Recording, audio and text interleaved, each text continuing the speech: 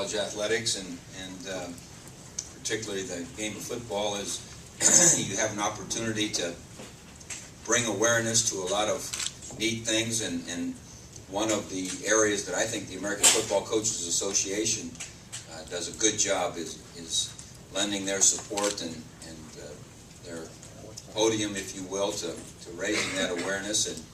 And I can't remember what year number this is for us, but it's been really neat to see some of the responses and the letters and so forth that we've gotten as a nation in the football world about our Coaches for the Cure Saturday, and it's really neat. I just got a nice letter from a family in Chillicothe who, this particular disease touches their family, and they're so excited, and they're doing it now with their high school, with their coaches for a Coaches to Cure program, and so Charlie, we're excited you're here, man. Thanks for coming, and if you don't want to, you don't have to listen to all these silly questions I'm going to get, and you could even come answer some of them. I did want to set one record straight. There was a rumor floating around that Rufus the Bobcat went to Laurie Schmidt's sorority formal with her. And that is not true, Clay. So, make sure that word is out.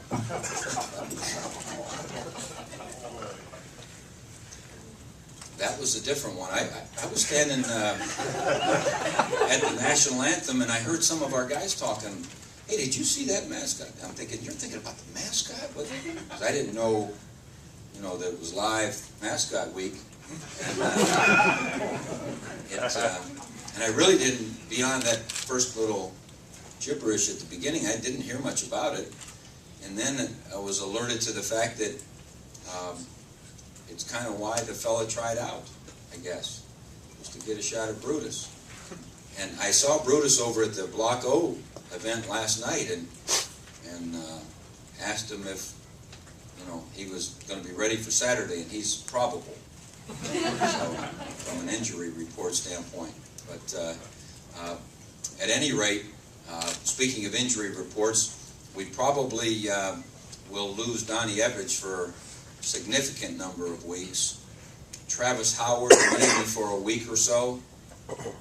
Dorian Bell maybe a week. He probably would be he and Travis would be the quickest back. We'll have Andrew Sweat back.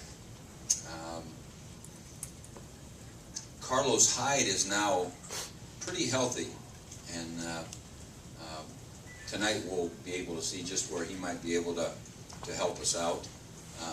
Is there anyone else I'm missing that's been banged? Corey should be back. Corey could have played last week, but we just thought it was at that danger moment where he was feeling really good, and he had practiced in the, we call it the thud. It's not full, it's not getting all the torque. And we just thought that it would be smart. And Scott Sika does a good job, and so we were very comfortable that Scott would be ready to go. But yeah, Corey should be ready to go. Is there anyone else? Yeah, how about Coach Antonio? Well, I talked to Dino this morning, and he's obviously very grateful that he had the great care right there, and he was smart in that he wasn't feeling right, and he decided to go over and have it checked out, but he's doing okay, and someone just asked on the Big Ten call about that, and I think all of us know cognitively that you need to take care of yourself, and that this was a high stressful situation and all that, but you probably know it a little more clearly when it touches someone closer to you, and he'll be out there on the sideline again. I'm not sure when, whenever it's appropriate. He's been fortunate that his staff's been together since 3 or 4 years there at Cincinnati, and all 3 years, 3 or 4 here, 4th year at Michigan State. So they'll carry on business as usual, and he'll take care of himself, and he feels very fortunate that they have great care. let's go backwards for a second and talk about the Ohio University game.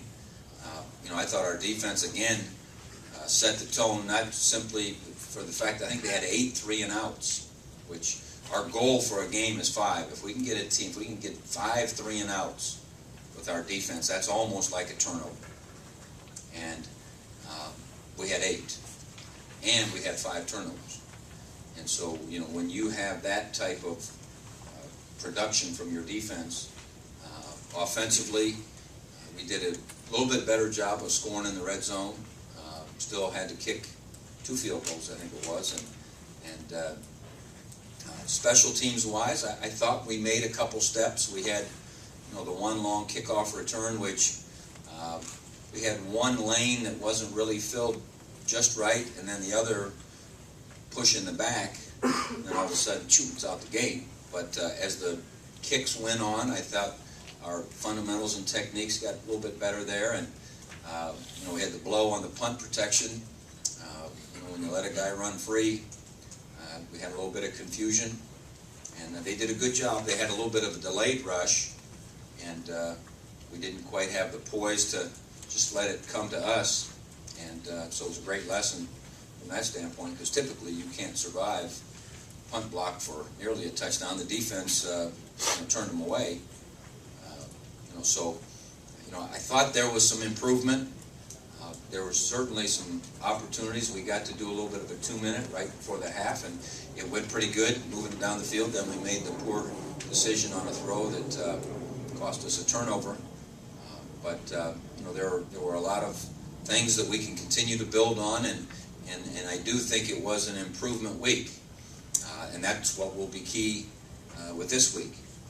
We're going to need to improve beginning today. It's a different week for us. School begins this week. So there were a number of activities here in the last day that our guys have, out getting their books, and academic freshman convocation and academic kickoff meeting with the counselors and so forth, and classes begin tomorrow. So we've got to make sure that we can handle one more thing that's a part of reality, and I think really our players are looking forward to it. I think they've been here training since June 18th, and I think there's just a certain energy and electricity that's on the campus when the students come back, and I could tell with being with the Block O, all those freshmen and sophomores that sit in Block O last night, you could just see how excited they are to, some of them have their first game in Ohio Stadium, and then a lot of them, that was one of the things that helped them choose Ohio State was, the thought of that experience. And so we'll feel a good electricity with the students being here, but we have to make sure that our focus is on becoming a better football team, each guy becoming a better player. And, some say it's difficult from a standpoint of Eastern Michigan has not had great success. The thing that I think will be very good for us is Eastern Michigan, as they're slowly trying to upgrade their personnel, only has one speed, and it's fast and it's straight ahead. They are going to blitz you like crazy when you have the ball. If you're punting, they're going to send 10 or 12 guys, it looks like. They're going to do everything 100 miles an hour. And so you are going to have to be prepared for everything that they bring at you. And what's most critical to us is that, we've got to become a better team every time we touch the field in practice, or every time, most certainly, when you touch the field on a Saturday afternoon. And again, as I've said before, I have a lot of confidence in our older guys understand that, and I think our younger guys are growing to understand that. One of the keys to this season is going to be how well we develop into a whole team. And fortunately, some guys had 20 to 25 snaps on Saturday that didn't get those kinds of snaps the week before. And, so I think we're making a little progress, and they'll continue to get a lot of good repetitions this afternoon. And nice hot day. I think it's probably our 20th 90-degree practice day or whatever. But that'll be a good exercise for us to see just how well we can focus on the task at hand and get ready to play an Eastern Michigan team that, we know Coach English. He knows us better than his players know us, having been on Lloyd's staff for all those years, coaching the secondary at Michigan, and he knows the difficulty of the challenge when he took over. And I like the fact that as I looked at their games from a year ago, the majority of them were decisive losses. If you look at the first 3 games this year, fairly tight ball game with Army, ahead of Miami in the 4th quarter, took a half step back when they lost a 3-touchdown or 4-touchdown game to Central Michigan. But you can see some progress from year 1 to year 2, and I'm sure Coach English can see a lot of progress simply on the practice field and in the understanding of his guys, and so he's going to bring a team over here that's better than we've ever seen them. And to me, that's real. And now we've got to be a better team on Saturday than anyone has ever seen of us. And that's how we'll attack it as we go to work this afternoon. And I feel good about this group's willingness to do that. Coach, Terrell Pryor, the segment where he had those completions in the first half, was there a consistent theme to what you saw there? It seemed like he was being very patient, even ducking the ball down multiple occasions. Just those are things maybe he didn't do 2 years ago that maybe he's picked up on. Well, I think it starts with the fact that we did a real good job with protection, and that gives you that ability to have patience. The first pass that we didn't complete in that stretch, the 17th pass, they brought an all-out blitz. We had 7-man protection and picked it up. Boom, boom, boom. Everyone was picked up, and Dane broke open up the middle, and Terrell just didn't let it loose. He I think was being careful, and sometimes when you're careful, it doesn't work out as well as you'd like. But yeah, I think he was patient. I think he was focused. I think he was understanding where they were coming from, and they were bringing a lot of different things. And he's really going to have a good challenge this week because, gosh, there's a couple formations that you're in that Eastern Michigan will be 75% blitz. And, so the recognition and awareness and patience and rhythm, is going to have to be there. And I don't think any of us knew we had a consecutive string going. But we felt good that we were moving down the field, and we felt good that we had a chance to do a 2-minute type situation there with a minute something to go in the half and midfield, and so we'll be able to learn from that. But as we've said to you all along, every one of these game experiences, Terrell's getting a little bit better and a little more experienced. Jim, you guys getting kind of banged up in that secondary. Who are some names you think are going to have to step up this week and in the coming weeks? Well, I'm trying to think of corner-wise. Dominic Clark has been a guy that has been fighting to get that done. Corey Brown got probably 20 snaps as we go there. So those would probably be the two from that standpoint. Corner standpoint, Orion Johnson has to keep getting better, and he played pretty well. He played pretty well there, and he'll have to. Aaron Gant's going to have to be able to to do some things, and Nate Oliver's going to have to be able to step in. Christian Bryant's got to keep coming along at that star position, because he probably hasn't had quite as many reps. Tyler probably took an extra series, in the course of that game, and he's got to come along a little bit there. But